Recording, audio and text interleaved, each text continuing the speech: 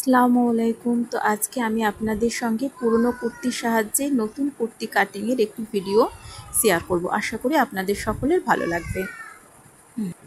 এখানে 1.9 মিটারের cotton fabric, আর এটা আমার ওল্ড কুর্তি। এবার আমি কাপড়টি দুভাঁজ করে নিচে বিছিয়ে নিলাম। তারপরে এটা আমি আর একবার ভাঁজ করলাম, অর্থাৎ এটা 4 ফোল্ড হলো এবং আমি বন্ধ দিকটা আমার দিকে করে নিলাম। আর কাপড়টা কিন্তু আমার উল্টো দিক করে বিছানো আছে, সোজা দিকটা আমার নিচের দিকে আছে। এবার দেখুন এখানে আমি কিন্তু 4 ভাঁজ হলো, অর্থাৎ 4 ফোল্ড হলো। এখানে আমার পুরনো কুর্তি মাঝ বরাবর সুন্দর করে ভাঁজ করে নিলাম। আর ফেব্রিকের বন্ধ সাইড আর আমার কুর্তির বন্ধ সাইড কিন্তু একই দিকে থাকবে। আমি উপরের দিকে 1/2 ইঞ্চি মতো গ্যাপ দিয়েছি, তারপর কুর্তিটা বিছিয়েছি। দেখুন। আচ্ছা, এবার দেখুন যেখান থেকে আমার হাতা স্টার্ট হয়েছে, এই যে এখান থেকে, এই যে এইটা, এখানে আমি একটা মার্ক দিলাম। এখান থেকে আমার হাতার জয়েন্ট হয়েছে, অর্থাৎ এখানে মার্কিংটা হচ্ছে আমার শোল্ডার মার্কিং, শোল্ডার মার্ক করলাম। আর এইখানে দেখুন আমার হাতাটা শেষ হয়েছে, এখানে আর্ম হোলের মার্কিং করলাম। বুঝতে পারলেন? এটাও হাতার জয়েন্ট মুখ। ওপরেও একটা হাতার জয়েন্ট মুখ, ওটা আমার শোল্ডার পয়েন্ট হবে। আর নিচের দিকে যে জয়েন্ট মুখ, ওটা আমার আর্ম হোল পয়েন্ট হবে। এরপর কুর্তির শেপ অনুযায়ী মার্কিং করে নিতে হবে। এবার দেখুন এইখানে আমার হিপ লাইন, অর্থাৎ যেখান থেকে আমার কুর্তির সাইড ফাড়া হবে সেখানেও কিন্তু আমাকে মার্ক করে নিতে হবে এবং তারপর শেষ পর্যন্ত লাইন টেনে নিতে হবে। এবার দেখুন এইখানে আমি যে মার্কটা করছি সেটা হচ্ছে গলা চওড়ার মার্ক। আর এই যেটা আমি সামনের গলায় মার্ক করলাম, আর এইটা পিছনের গলাতে। এবার দেখুন হাতাতে যে আমাদের সেলাই রয়েছে, সেই সেলাই বরাবর আমাদের হাতাটা ভাঁজ করে নিতে হবে। সুন্দরভাবে প্রপারলি ভাঁজ করতে হবে সেলাই বরাবর, এবং ভাঁজ করার পর হাতাটা ভিতরের সাইডে ঢুকিয়ে দিতে হবে, অর্থাৎ সেলাই অনুযায়ী হাতাটা ভাঁজ করে ভিতরের দিকে ঢুকিয়ে দিতে হবে। এটা হলো আমার আর্ম হোলের মার্কিং। এবার আমাকে আমার মার্কিং পয়েন্টগুলো আরও ভালো করে আরেকবার টেনে নিতে হবে, যাতে করে আমার মার্কিংগুলো স্পষ্ট হয়।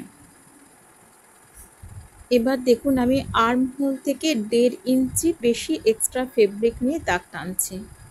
এবং আর দেখুন এবার হিপ লাইন থেকে কিন্তু, অর্থাৎ যেখান থেকে আমার সাইড করা শুরু হচ্ছে সেখান থেকে আমি গ্যাপটা 1 ইঞ্চিতে নিয়ে এলাম। 1.5 ইঞ্চি থেকে কমিয়ে 1 ইঞ্চিতে নিয়ে এলাম। এবার দেখুন যেখানে আমি আর্ম হোলের মার্কিং করেছিলাম সেখান থেকে একদম শোল্ডার পয়েন্ট পর্যন্ত আমি 1/2 ইঞ্চি হাফ ইঞ্চিতে আমি মার্ক করলাম। মানে ওখানে আমি এক্সট্রা ফেব্রিক যেটা নেব সেটা 1/2 ইঞ্চি, একদম শোল্ডার পয়েন্ট পর্যন্ত। অর্থাৎ শোল্ডার পয়েন্ট থেকে আর্ম হোল পর্যন্ত আমি 1/2 ইঞ্চি ফেব্রিক এক্সট্রা নিলাম, আর বাকিগুলোতে 1.5 নিয়েছি, তারপর 1 নিয়েছি। মানে আর্ম হোল থেকে হিপ পর্যন্ত 1.5 ইঞ্চি নিয়েছি, আর হিপ লাইন থেকে নিচ পর্যন্ত 1 ইঞ্চি নিয়েছি। এরপর গলার চওড়ার দাগ এবং লম্বার দাগ একসঙ্গে মিলিয়ে নিলাম।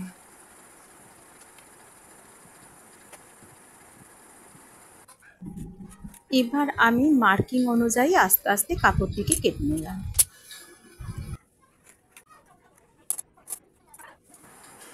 আর দেখুন আমি পরবর্তীকালে কিন্তু গলার সামনের এবং পেছনের লেংথ কিন্তু আমি সেম করে নিয়েছি। এটা পরবর্তীকালে অন্যভাবে ডিজাইন করব।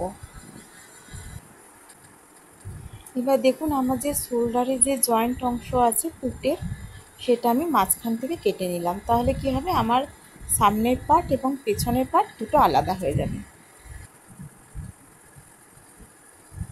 যেখানে আমার সাইড ফাড়া হয়েছে ওখানে কিন্তু আমি একটা কাট দিয়ে নিয়েছি। আর এখন যেখানে আমার আর্ম হোল পয়েন্ট, ওখানেও একটা আমি কাট দিয়ে নিলাম। আর আমার রেডি লেংথ এখানে দাঁড়ালো 36.5 ইঞ্চি। এবার আমি একটা পার্ট বের করে নিলাম। আমার প্রবলেম নেই, কেননা আমার এখানে গলার মেজারমেন্ট একই, কোনো ডিজাইন নেই, দুটোই সেম। তাই একটা পার্ট আমি প্রথমে বের করে নিলাম।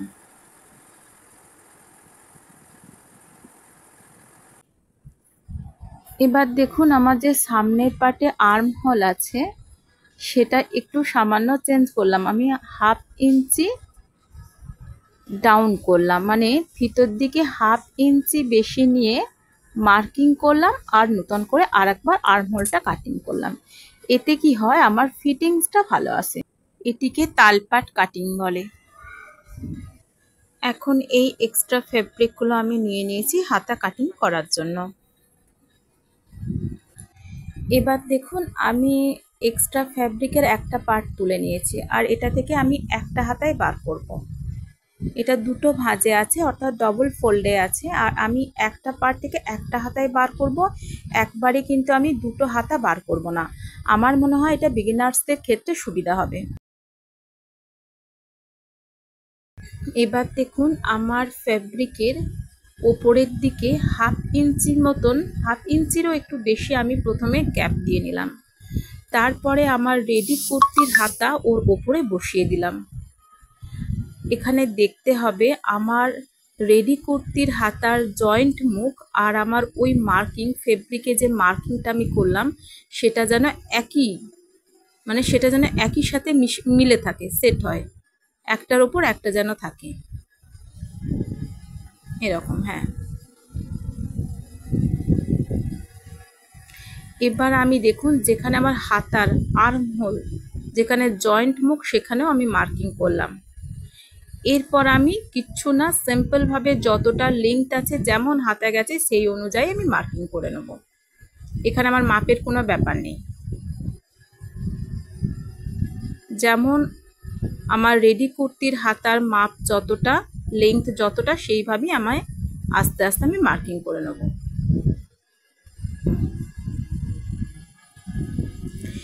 এবার দেখুন ওপরে যে জয়েন্ট মুখ ছিল হাতার আর নিচে যে জয়েন্ট মুখ অর্থাৎ আর্ম হোলের যে পয়েন্ট ছিল সেটা আমি আস্তে আস্তে মার্কিং করে নিলাম।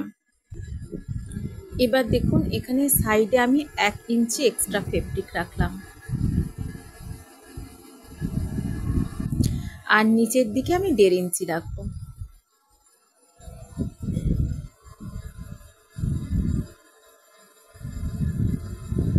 আর ওপরের দিকে দেখুন আমার তো 1/2 ইঞ্চিরও বেশি একটু ছাড়া আছে, সেই অনুযায়ী কিন্তু আমার মার্কিং হয়েছে।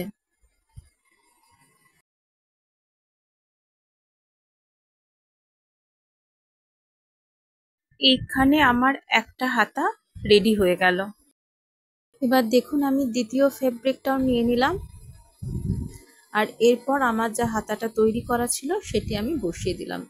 দেখুন এটারও কিন্তু বন্ধ সাইডটা দুজনাকার সেম থাকতে হবে, কিছুই না, আমার রেডি হাতাটা বসিয়ে নিয়ে ঠিক মাপে মাপে মার্কিং করতে হবে, আর কিচ্ছু না, খুব ইজিভাবে এটা হয়ে যাবে। এরপর দেখুন আমি এটা কাটিং করে নিলাম। এখানে আমার দুটো হাতাই রেডি হয়ে গেল। এখানে দেখুন হাতাগুলোকে আমি খুলে সিঙ্গেল পার্টে বিছিয়ে নিলাম। এবার একটা জিনিস ভালো করে খেয়াল করুন, দুটো হাতারই যেটা সোজা মুখ, ফ্রন্ট সাইড যেটা, সেই দুটো প্রথমে মার্কিং করে নিতে হবে। যেহেতু আমার ক্ষেত্রে উল্টো সোজা বোঝা যাচ্ছে না অতটা ভালো করে, তাই আমি এফ লিখে ফ্রন্ট সাইড মানে সামনের দিকটা মার্কিং করে নিলাম।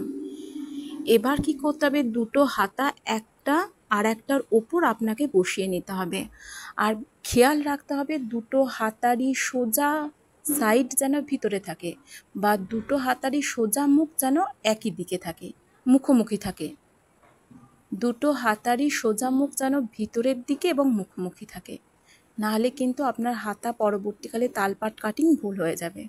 এখানে দেখুন আমার বসানো কমপ্লিট হয়েছে এবং দুটো হাতারই সোজা মুখ ভিতরের দিকে আছে।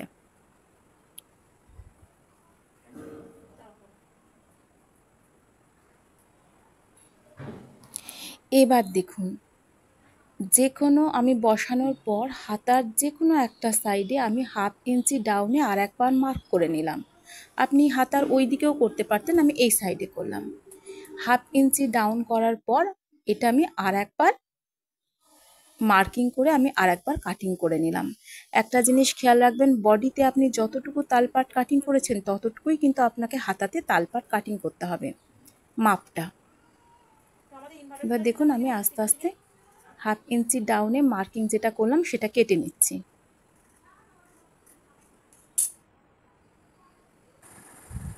হাতা কাটিং করার পরও আমার যে এক্সট্রা ফ্যাব্রিক থেকে গেল সেটা দিয়ে আমি আমার বটম পার্ট জয়েন্ট করে নেব। যেটা আমার কম হচ্ছিল, 36.5 হচ্ছিল, কিন্তু আমার দরকার 40 ইঞ্চি, সেটা আমি এখানে জয়েন্ট করে নেব।